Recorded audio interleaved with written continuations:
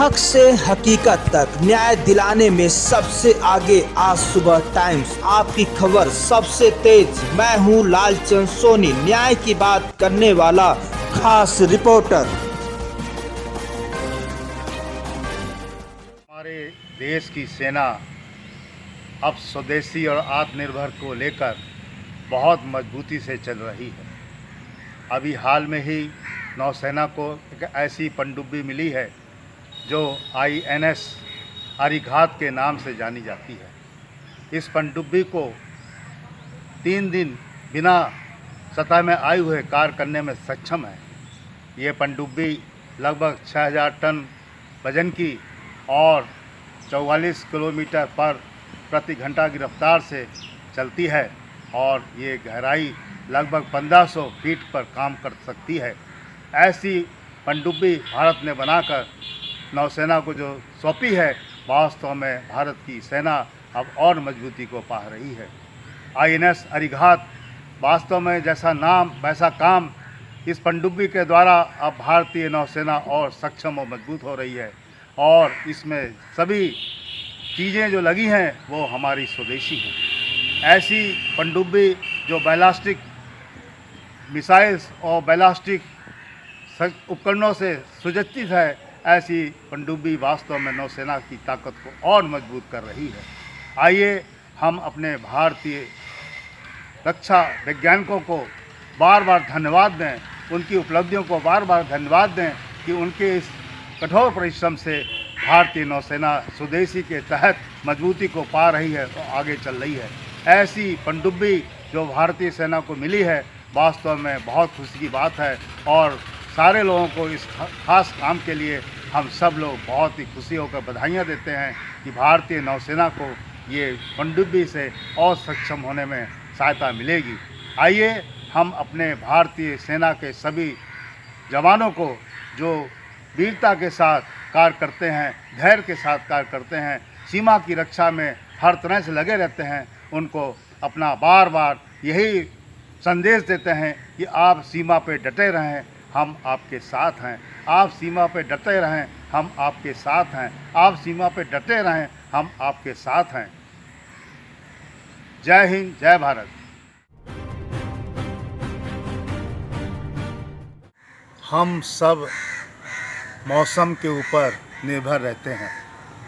हमारा भारत का कृषि जगत मौसम के हर पल पल को देखता रहता है कि कैसा मौसम, कैसी फसल। हमारे किसान भाई कृषि के लिए दिन रात मौसम के लिए चिंतित रहते हैं, लेकिन सरकार उनके लिए भी मदद करने में लगी हुई है। उनको पूर्व सूचना देने के लिए मौसम के बारे में नई नई योजनाओं को पुनः चालू करने के लिए कार्य कर रही है।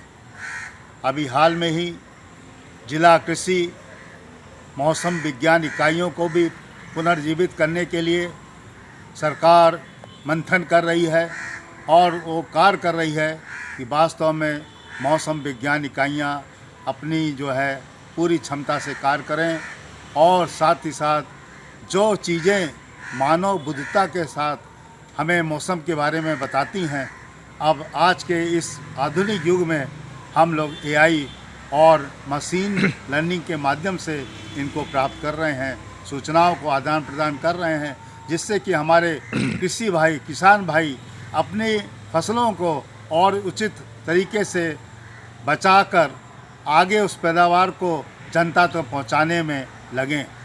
क्योंकि अगर मौसम की सटीक सूचना रहेगी तो पैदावार भी अच्छी होगी और पैदावार होने के बाद जो फसल है वो सही तरीके से सुरक्षित बाज़ार में और बाज़ार से जनता के पास पहुंचेगी, जिससे कि हमारी भारत की जनता एक सुदृढ़ जनता, एक मजबूत कृषि की जनता होकर अपने जीवन काल को अच्छे से निभाएगी।